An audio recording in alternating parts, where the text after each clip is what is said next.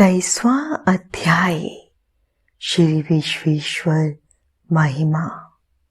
सूची बोले, हे मुनियों, अब मैं आपको काशीपुरी में स्थित अविमुक्त ज्योतिर्लिंग का महात्म्य सुनाता हूँ। एक बार जगदम्बा माता पार्वती ने त्रिलोकीनाथ भगवान शिव से विश्वेश्वर ज्योतिर्लिंग की महिमा पूछी थी। तब अपने प्राणवल भा देवी पार्वती का प्रश्न सुनकर भगवान शिव बोले, हे प्रिय, मनुष्य को भक्ति और मुक्ति प्रदान करने वाला उत्तम धाम काशी है। मेरा प्रिय स्थान होने के कारण काशी में अनेक सिद्ध और योगी पुरुष आकर मेरे अनेकों रूपों का वर्णन करते हैं। काशी में मृत्यु को प्राप्त करने वाले मनुष्य को मोक्ष की प्राप्ति हो जाती है। वह सीधे शिवलोक को प्राप्त करता है। स्त्री पवित्र हो या अपवित्र, कुंवारी हो या सुहागन या अन्य, काशी में मरकर मोक्ष को प्राप्त करती हैं। काशी में निवास करने वाले भक्तजन बिना जाति, वर्ण, ज्ञान, कर्म, दान, संस्कार, स्मरण अथवा भजन के सीधे मुक्ति को प्राप्त होते हैं।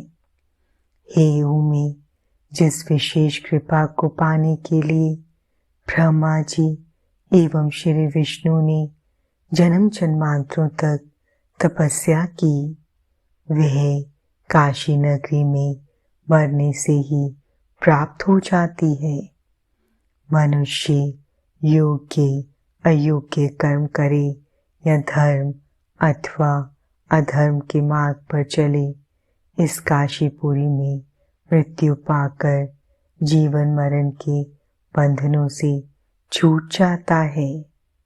हे देवी, जो काशी नगरी में निवास करते हुए भक्ति पूर्वक मेरा ध्यान स्मरण करता है अथवा मेरी आराधना अथवा तपस्या करता है, उसके पुण्यों की महिमा का वर्णन करना तो मेरे लिए भी असंभव है। वे सब मुझ में ही स्थित है। शुभ कर्मों से स्वर्ग प्राप्त होता है एवं अशुभ कर्मों से नरक की प्राप्ति होती है। हमारे द्वारा किए गए शुभ अशुभ कर्मों से ही जन्म मरण निश्चित होता है तथा सुख की प्राप्ति होती है।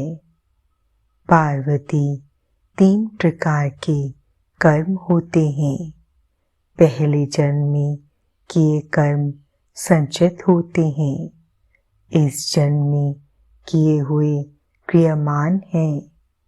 दोनों के द्वारा मिल रहा फल जो शरीर में भोगे जा रहे हैं प्रारब्ध कर्म कहलाते हैं। संचित तथा क्रियमान कर्मों को दान दक्षिणा देकर एवं पुण्य कर्मों द्वारा कम अथवा खत्म किया जा सकता है, परंतु प्रारब्ध कर्मों को मनुष्य को भोगना ही पड़ता है। काशीपुरी में किया गया गंगा स्नान संचित एवं क्रियमान कर्मों को नष्ट कर देता है। प्रारब्ध कर्म काशी में मृत्यु से ही नष्ट होते हैं। काशी का रहने वाला यदि कोई पाप करता है तो काशी के पुण्य प्रताप से तुरंत ही पाप से मुक्त हो जाता है। हे ऋषिगणों, इस प्रकार काशी नगरी एवं विश्वेश्वरलिंग का महात्म्य मैंने आपको सुनाया है, जो कि भक्तों एवं ज्ञानियों को भोग और मोक्ष प्रदान करने वाला है।